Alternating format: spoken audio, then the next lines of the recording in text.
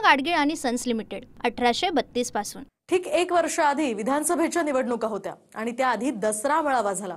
आताही यावर्षी मुंबई महापालिकेची निवडणूक आहे आणि पुन्हा उद्या दसरा मेळावा आहे। त्यामुळे दोन्ही शिवसेनेच्या शिवसैनिकांसाठी हा मेळावा महत्त्वाचा आहे। पाहुयात दसरा मेळाव्यावरचा हा स्पेशल रिपोर्ट।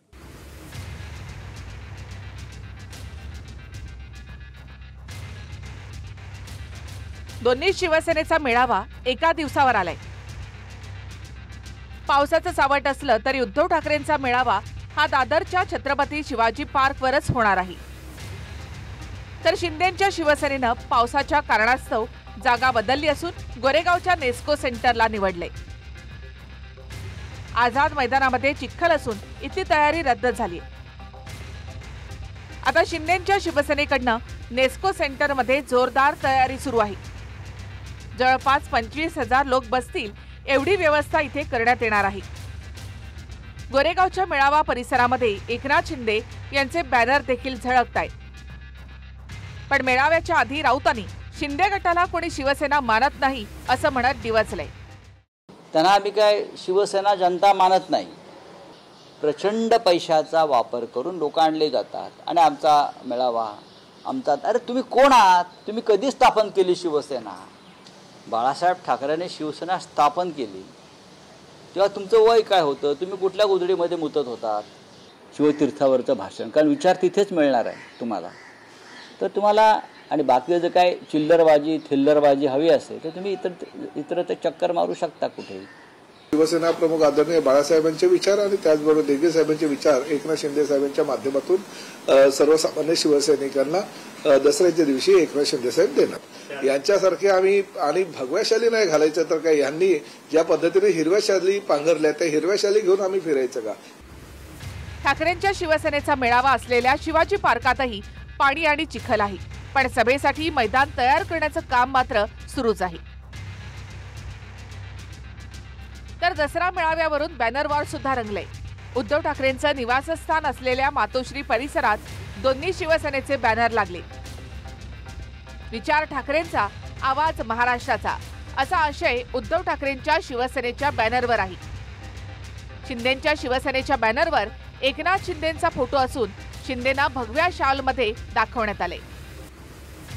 तर राज ठाकरे उद्धव ठाकरेंच्या मेळाव्याला हजर राहणार का या सुरू असलेल्या चर्चांना पूर्णविराम बसलाय।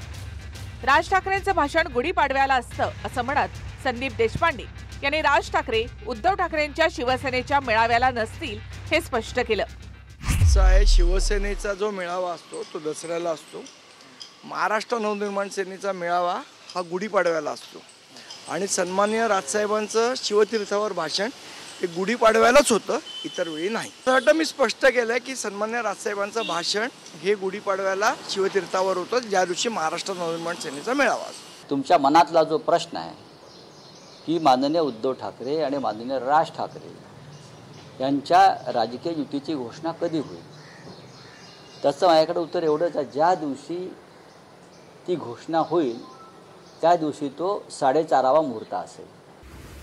गेल्या दसरा मेळाव्याच्या आधी विधानसभेच्या निवडणुका होत्या, यावेळी महापालिकेच्या निवडणुका आहेत। मागच्या वर्षीच्या मेळाव्यातही शिंदे आणि ठाकरे यांच्यामध्ये जोरदार शाब्दिक चकमक झाली होती। सर्वसे कौम हिंदू आहे ही सिंह गर्जना बाळासाहेबांनी देशाला दिली।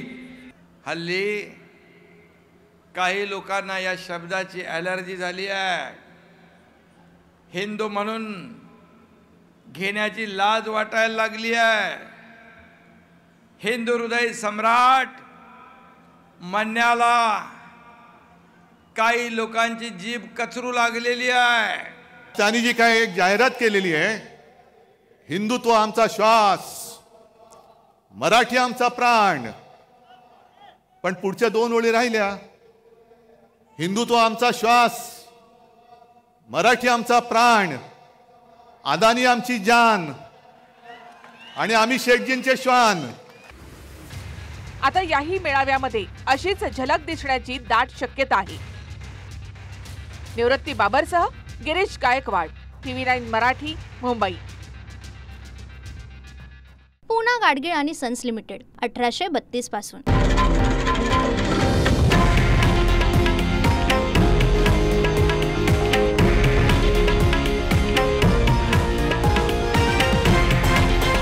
हे आहे देशातील नंबर 1 न्यूज नेटवर्क आणि आपण पाहत आहात TV9 मराठी, एकमेव.